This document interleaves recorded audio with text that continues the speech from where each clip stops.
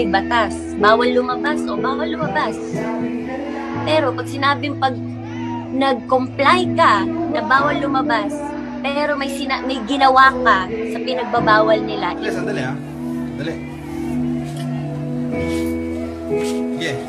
Inayos mo yung law ng classroom nyo at sinabmit mo ulit, ay pwede na pala ikaw lumabas. Okay, okay.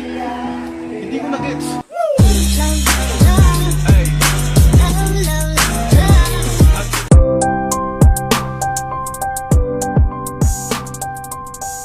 Classroom may batas. Bawal lumabas o bawal lumabas. Ang aking filosofiya, bago ka pwedeng lumabas, kailangan mauna yung panloob.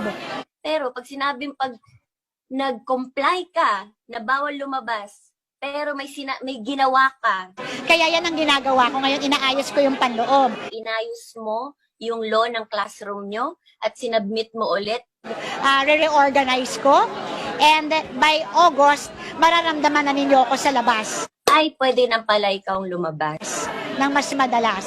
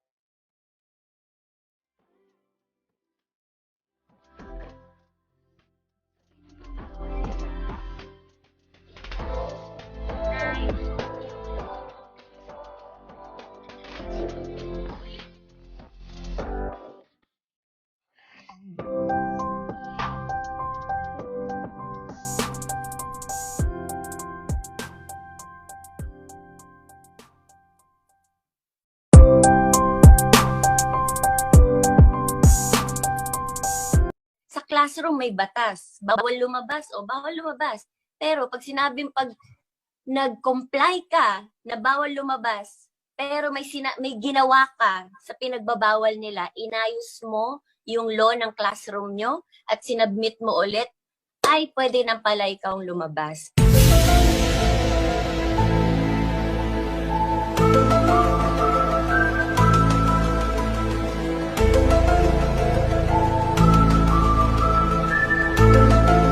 So kung wala ka namang nilabag na batas, bakit ka ipapasara ng isang NTC na pag-aari ng gobyerno? Samantalang may ibang franchise channels, franchise radio station ngayon, I think 7, hindi nila pinasara. Tanging ABS lang ang sinara. Yung 6 na yun, or hindi ko alam kung ano yung tamang number na na-expire na rin yung franchise, nag-ooperate pa rin hanggang ngayon.